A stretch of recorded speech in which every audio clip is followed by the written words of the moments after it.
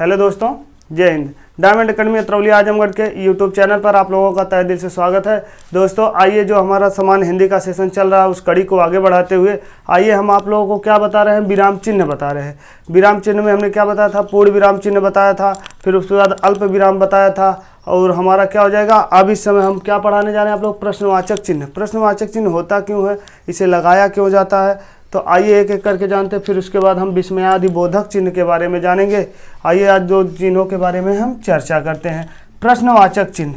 प्रश्नवाचक चिन्ह का मतलब यहाँ पर हम परिभाषा आप लोगों को बता रहे हैं, फिर उसका मतलब भी समझाएंगे। प्रश्न का बोध कराने वाला वाक्य, प्रश्न का बोध कराने वाले वाक्यों के अंत में प्रश्नवाचक चिन्ह, वाक्यों के अंत में प्रश्नवाचक चिन्ह का प्रयोग किया जाता है। कहने का मतलब यह है, यदि कोई हम बात किसी से बोल रहे हैं, यदि उसमें कोई ऐसा वर्ड यानी शब्द आ जाए जिससे वो प्रश्न का बोध कराए, तो वहाँ पर हम क्या लगाएंगे, प्रश्नवाचक चिन्ह लगाएंगे।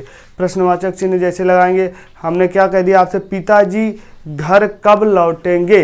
यहाँ पे क्वेश्चन हमने क्या कर, देखिए क्वेश्चन कैसे बना, जैसे हमने कहा पिताजी घर कब लौटेंगे, तो यहाँ पर हमारा क्या है, कोई ना कोई ऐसा शब्द है जो हमें क्या कह रहा है कि ये प्रश्न के आधार पर बन रहा है। तो हमने क्या किया, पिताजी कब घर लौटेंगे, तो यहाँ पर हम क्या करें, किसी से कह रहे हैं, अगर घर पे कोई हमारा सदस्य है, वहाँ पर हम देखिए एक दूसरे से जब संबंध जोड़ेंगे तभी पता चलेगा। तो हमारे घर पे जैसे कोई था, तो या कोई भी था, आया हुआ व्यक्ति था, या कोई आप आया तो उनसे पूछा आपके पिताजी कहाँ गए हैं, तो उन्होंने भी हमसे क्वेश्चन किया, तो हमें नहीं पता था, तो हम अगले व्यक्ति से, घर वाले से पूछा कि पिताजी कब लौटेंगे। तो ये क्या करा, यहाँ पे देखिए पिता जी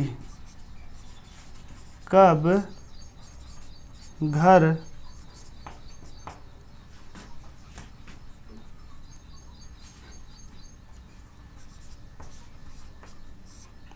ठीक है, पिताजी घर कब लौटेंगे।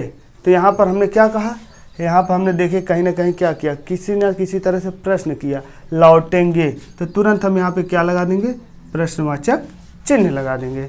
ये हमारा कहीं ना कहीं क्या करा, ये हमारे प्रश्न का बोध करा रहा है। जैसे एक क्वेश्चन हमने क्या कहा, दरवाजे पर कौन खड़ा था, दरवाजे पर कौन खड़ा था,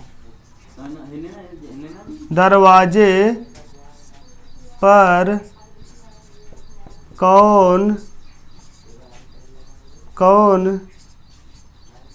खड़ा था। देखिए यहाँ पे दरवाजे पर कौन खड़ा था, किसी को पता नहीं, मुझे नहीं पता, यानी कि क्या किया, कहीं ना कहीं अपने आप में प्रश्न किया जा रहा है, क्वेश्चन किया जा रहा है, तो उस पर हम तुरंत क्या लगा देंगे, प्रश्नवाचक चिन्ह लगा देंगे। दरवाजे पर कौन खड़ा था। तो इसी कड़ी में आइए हम अगले देखते हैं। देखिए यहाँ पे प्रश्नवाचक चिन्ह में भी कहीं कहीं ऐसा हमारा आपका शब्द होता है कि देखने में लगता है कि हम प्रश्न कर रहे हैं बट होता नहीं है, तो उसका भी हमें कहीं ना कहीं आभास होता है। देखिए करके बताते हैं, प्रश्न के भाव वाले वाक्यों में भी प्रश्नवाचक चिन्ह लगते हैं। जैसे कोई प्रश्न का भाव उत्पन्न हो रहा है, वहाँ पर भी हम क्या करते हैं, प्रश्नवाचक चिन्ह का ही प्रयोग करते हैं। जैसे क्या तुम, क्या पहले देखिए हम बता रहे हैं, तुम पढ़ रहे हो, तुम पढ़ रहे हो, तुम पढ़ रहे हो।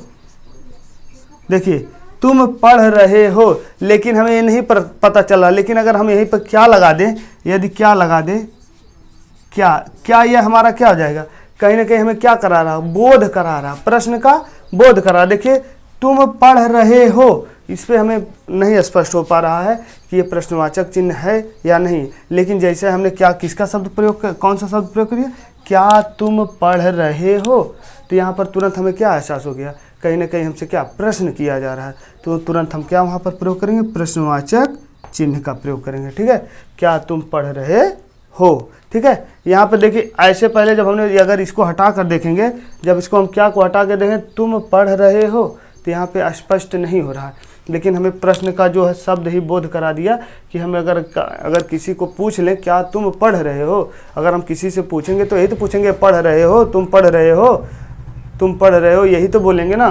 तो अगर इसके बला अगर हम उसे क्या बोले, क्या तुम पढ़ रहे हो, तो उसके तुरंत समझ में आ जाएगा कि हमसे क्वेश्चन कर रहे हैं। तो यदि व्यक्ति पढ़ रहा होगा तो तुरंत कहेगा हाँ मैं पढ़ रहा हूँ।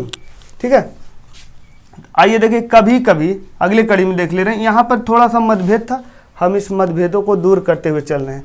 कभी कभी प्रश्नवाचक शब्द होने पर भी, देखिए अब यहाँ पे ध्यानपूर्वक केवल इसी वाक्य को ध्यान पे रखना है, ठीक है। क्या, कभी कभी प्रश्नवाचक जो है शब्द होने पर भी वाक्य का भाव प्रश्नवाचक नहीं होता है, ठीक है। यहाँ पे देखिएगा, वाक्य का भाव प्रश्नवाचक नहीं होता है, ठीक है, ऐसी स्थिति में प्रश्नवाचक चिन्ह नहीं लगाए जाते हैं।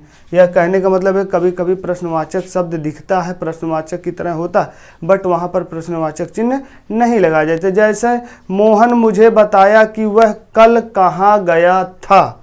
मोहन मुझे बताया कि वह कल कहाँ गया था। चलिए यहाँ पर हम लिख रहे हैं, मोहन हमें बताया कि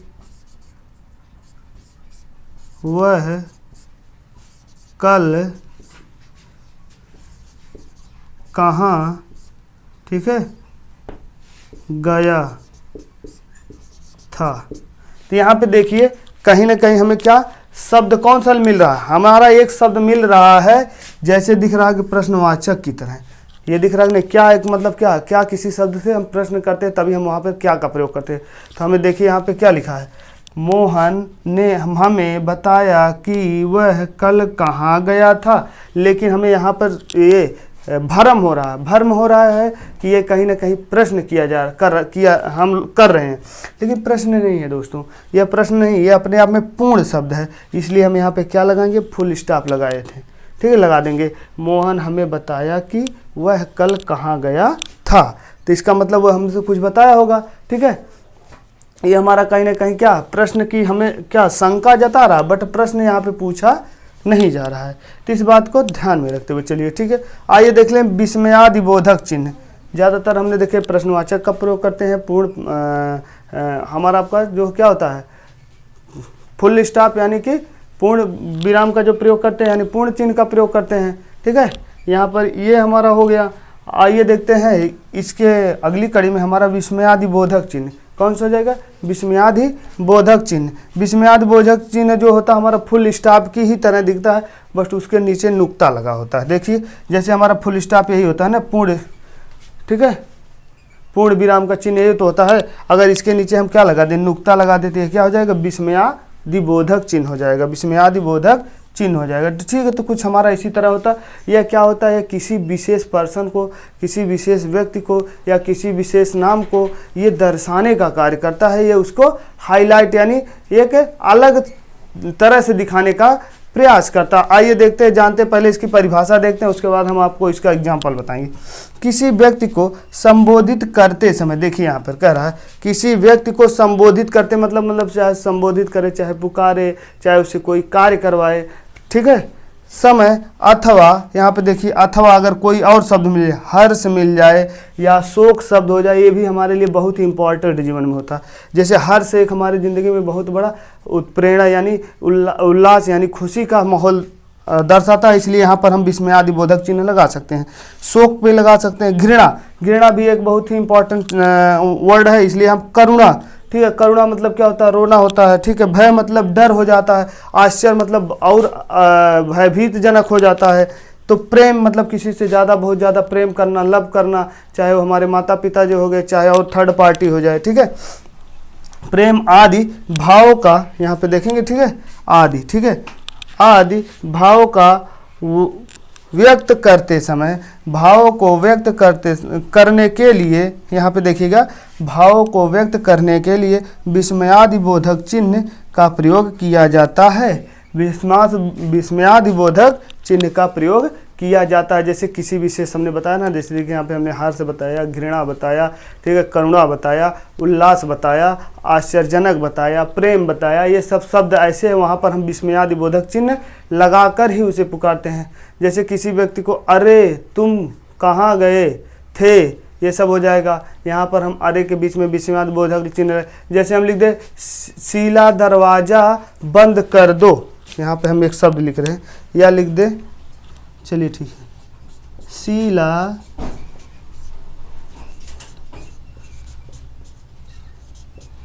शीला दरवाज़ा बंद कर दो। तो यहाँ पर देखेंगे विस्मयादि बोधक चिन्ह कहाँ पर हम लगाएंगे कि हमने कहा ना किसी विशेष व्यक्ति या किसी स्थान या कोई ऐसा इंपॉर्टेंट वर्ड है, ठीक है, वहाँ पर हम इसको दर्शाने का कार्य करेंगे। तो यहाँ पे देखेंगे क्या, शीला एक हमारे लिए इंपॉर्टेंट व्यक्ति, ठीक है, किसको हम कह रहे हैं, इन शब्दों में भूमिका सबसे ज़्यादा किसकी है, शीला की तो है। तो इसलिए हम शीला के स्थान पर क्या लगा देंगे, शीला के बगल में हम विस्मयादि बोधक चिन्ह लगा देंगे। इससे क्या होगा, उसका नाम एक अलग प्रकार का दिखेगा। तो हम कहेंगे शीला दरवाज़ा बंद कर दो। या कोई व्यक्ति कुछ काम कर रहा, भैया आप कहाँ जा रहे हो, या किसी अजय तुम क्या कर रहे हो, ये सब शब्द ऐसा है कि हम आप लोगों को जो है वहाँ पर विस्मयादि बोधक चिन्ह, जैसे कोई व्यक्ति है, अरे अजय कल भय से माने काँपने लगा, कल भय के मारे काँपने लगा, तो वहाँ पर हम भय की जगह स्थान पर, या घृणा हो गई, तुम किसी वस्तु से हम घृणा करते हैं, तो वहाँ पर हम देखिए कुछ ऐसे शब्द हैं, यहाँ पे हमने दर्शाने का प्रयास किया है। वहाँ पर विस्मयादि बोधक चिन्ह का हम प्रयोग करेंगे। जैसे हर्ष हो गया, शोक हो गया, घृणा हो गई, करुणा हो गई, भय हो गया, आश्चर्य हो गया, प्रेम हो गया, ये सब ऐसे वर्ड हैं, ठीक है। यहाँ पर हम विस्मयादि बोधक चिन्ह का प्रयोग करेंगे, ठीक है। अब इसके आगे हम आप लोगों को उद्धरण चिन्ह बता देंगे, दोहरा उद्धरण चिन्ह बता देंगे, ठीक है। ये सब उद्धरण चिन्ह, दोहरा उद्धरण चिन्ह, ये सब क्या होता है। आइए अगली कड़ी में देखते हैं। 7वें नंबर पे हमारा क्या कहता है, विराम चिन्ह के माध्यम से समझते हैं। देखिए उद्धरण चिन्ह, या इसी को हम क्या कहते हैं, अवतरण चिन्ह। अवतरण चिन्ह या उद्धरण चिन्ह होता क्या, देखिए जब डबल, यहाँ पे देखिए क्या होता है, इकारा और दोहरा होता है, ठीक है, इस बात को ध्यान रखेंगे। इकाहार चिन्ह और दोहरा चिन्ह, देखिए यहाँ पे इकाहार चिन्ह जब बनाएंगे तो एक हमारा कुछ इस तरह से होगा और एक हमारा इस तरह से होगा, ठीक है। ये उद्धरण चिन्ह होते हैं, आप लोग यहाँ पे ध्यानपूर्वक देखते चलेंगे, ठीक है। ज़्यादातर कई शब्दों को ऐसे, कुछ ऐसे शब्द हैं जहाँ पर इनकी आवश्यकता पड़ती है। या ये देखते हैं पहले इनका, हम आप एक एक करके उदाहरण देखते हैं, उसके बाद हम आप लोगों को जो है पहले परिभाषा बता देंगे, उसके बाद उदाहरण बताते हैं। इस चिन्हों में दो रूप होते हैं, इस चिन्हों के दो रूप होते हैं, कौन कौन से, इकाहरा चिन्ह, इकाहार चिन्ह, ठीक है, इकाहरा चिन्ह या इकाहार चिन्ह, दोहरा चिन्ह, दोहरा उद्धरण चिन्ह, ये बात तुम्हें पहले, दोहरा उद्धरण चिन्ह। आइए देखते हैं इकाहार चिन्ह क्या होता है। किसी शब्द या वाक्यांश, वाक्य अलग से दिखाने के लिए, ठीक है, लेखक या कवि का नाम, कॉमा, कोई शीर्षक हो या पुस्तक का नाम हो या समाचार पत्र का नाम इत्यादि। कहने का मतलब ये है किसी वाक्य यानी वाक्यांश को, ठीक है, वाक्य से अलग दिखाने के लिए, मतलब जो हम किसी शब्द को यहाँ बीच में लिखे हैं उसको अलग दिखाने के लिए कौन से ऐसे शब्द हैं जहाँ पर हम क्या करें, इकाहरा जो है चिन्ह का प्रयोग करेंगे। जैसे लेखक या कवि का नाम, कामा, कोई शीर्षक, पुस्तक का नाम, ठीक है, या फिर समाचार पत्र का नाम, नाम इत्यादि को लिखते समय इकाहरा, ठीक है, या इकाहार चिन्ह यानी इकाहार उद्धरण चिन्ह का प्रयोग किया जाता है। इकाहार उद्धरण चिन्ह का प्रयोग किया जाता है। यहाँ पर हमें बताया ना, जैसे हम लिख दे रामचरितमानस, पूस की रात किसकी कविता है या किसकी कहानी है, इसको आप लोग ज़रूर बताइएगा। या कोई समाचार पत्रिका ले लीजिए, दैनिक जागरण या फिर हिंदुस्तान, ये सब क्या है, जैसे हम लिख दे रहे हैं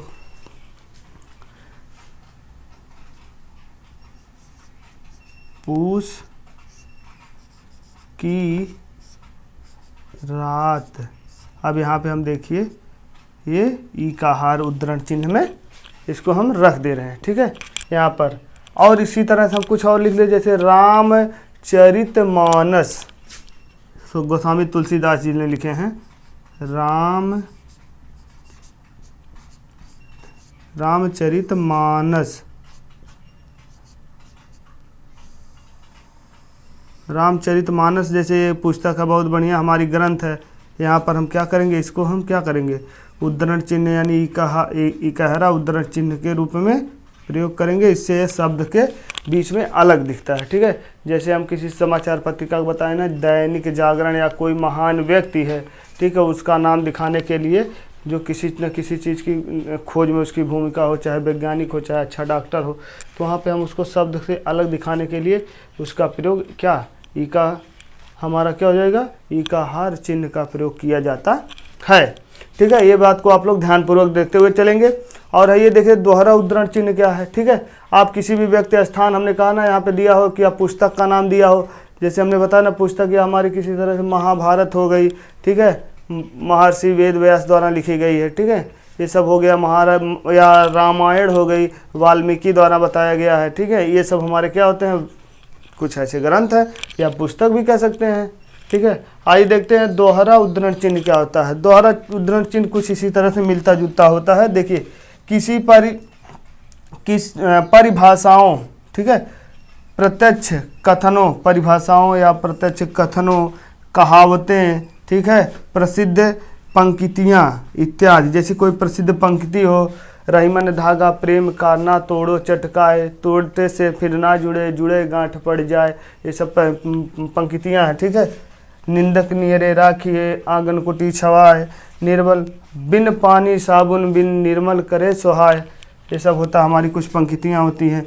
को लिखते समय दोहरा उद्धरण चिन्ह का प्रयोग किया जाता है। ये सब हमारे कुछ ऐसे पंक्तियाँ हैं जहाँ पर इनको दर्शाने के लिए दोहरा उद्धरण चिन्ह का प्रयोग किया जाता है। जैसे ठीक है, ये सब हमारे होते हैं, आप लोगों को हमने बताया। जैसे लिख सकते हैं, ठीक है, सक्सेना ने ठीक धीरे धीरे कुछ नहीं मिलता, ठीक है, सिर्फ मौत मिलती है।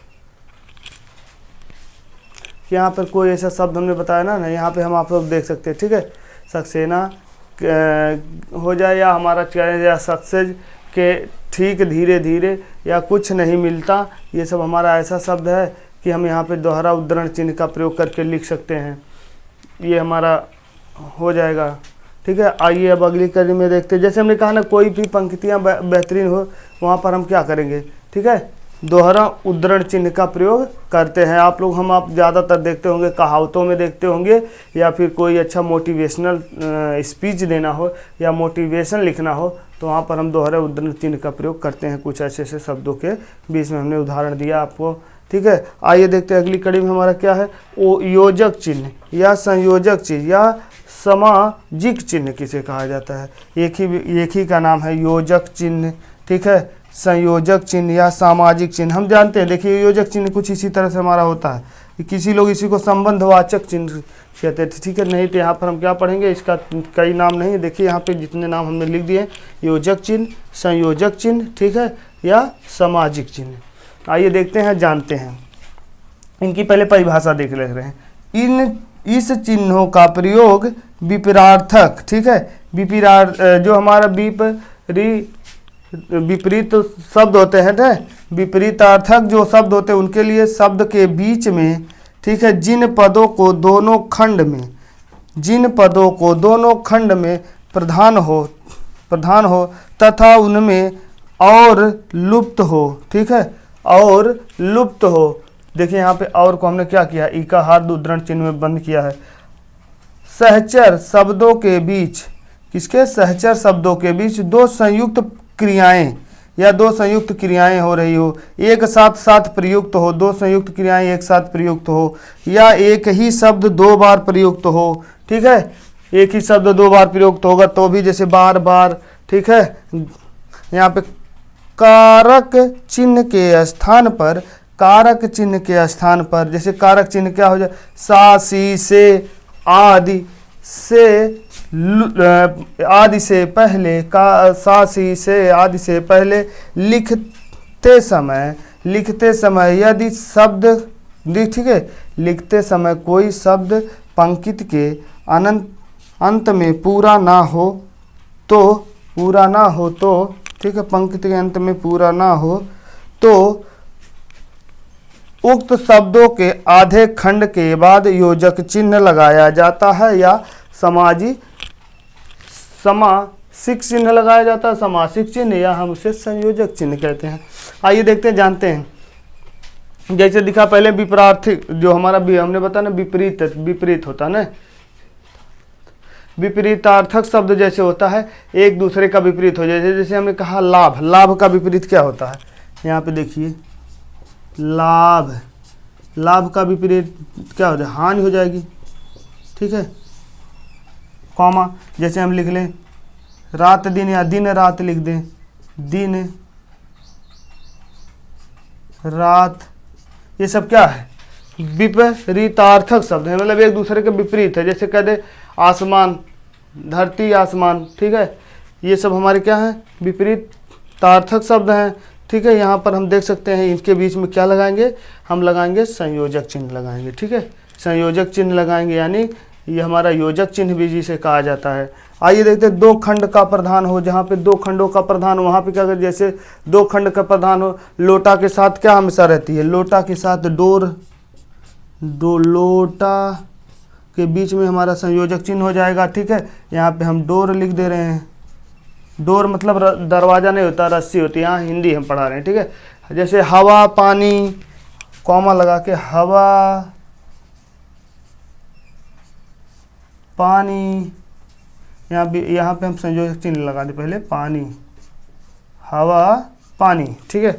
ये सब हमारे ऐसे शब्द हैं, ये माता पिता भाई बहन, ठीक है, ये सब हमारे क्या हैं, दो खंड प्रधान है, दोनों खंडों के बीच में आपस में कहीं ना कहीं प्रधान है, तो इसलिए हम इसका प्रयोग करते हैं, ठीक है। और लुप्त हो, और इसमें क्या हो, और लुप्त हो, जैसे राम और, ठीक है, लक्ष्मण, यहाँ पे क्या हो, और लुप्त हो, राम लक्ष्मण, ठीक है, या फिर राम लक्ष्मण, जैसे राम और लक्ष्मण, जैसे अभी हम यहाँ पे लिख दे रहे हैं, जैसे अगर यहाँ पे लिखेंगे राम और लक्ष्मण तो यहाँ पे और लुप्त रहता है, राम लक्ष्मण लिखा रहेगा, मतलब इसको क्या पढ़ेंगे, जैसे अभी यहाँ पे लिख दें पहले राम, ठीक है, और लिखें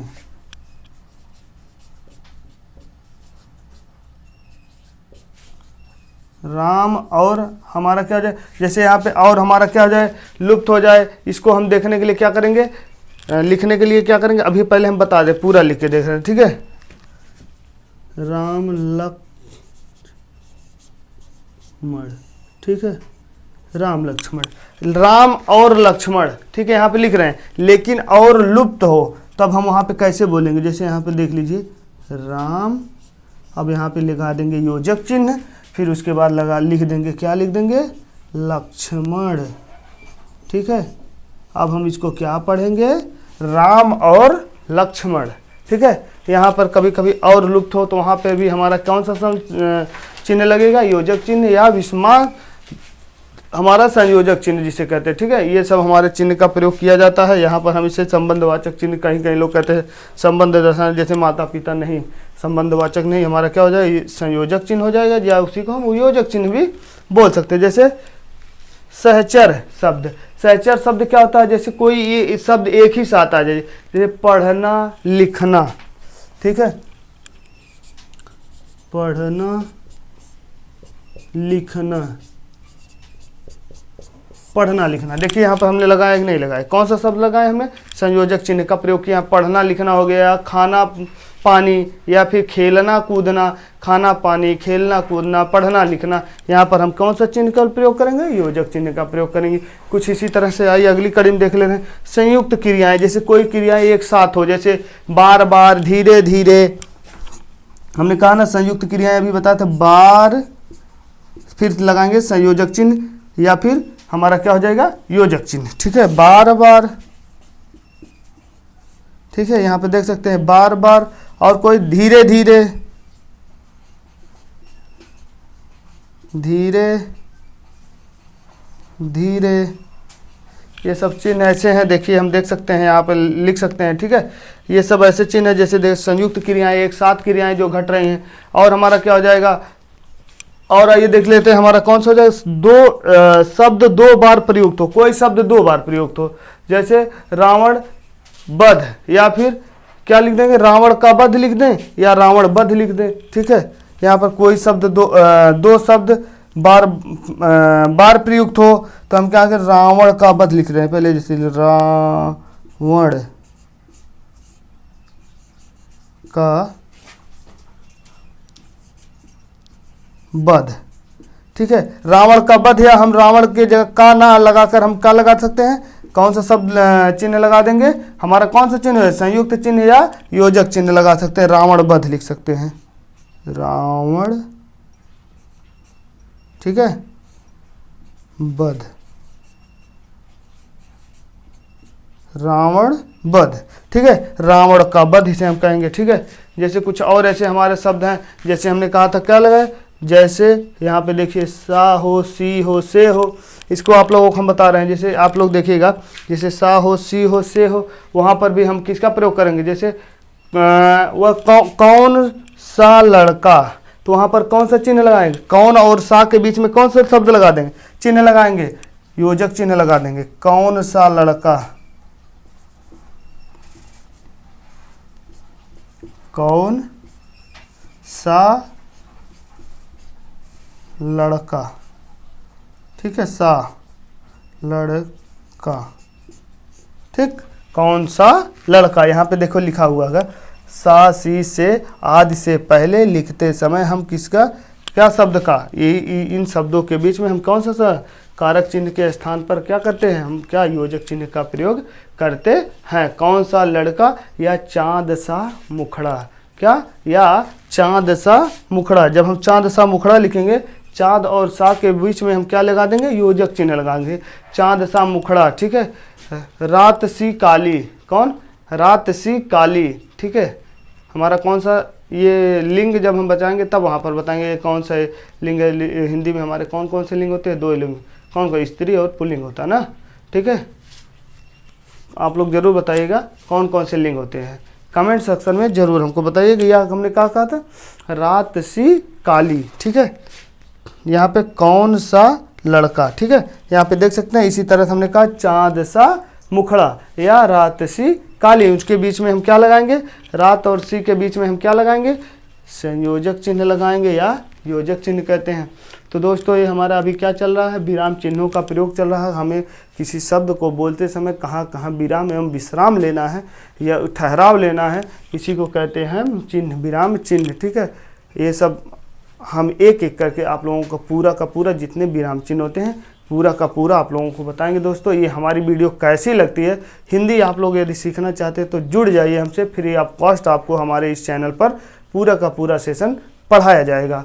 आप लोग बेहतरीन तरीके से देखिए और जुड़िए। Thanks for watching my video, फिर मिलते हैं नेक्स्ट पार्ट में।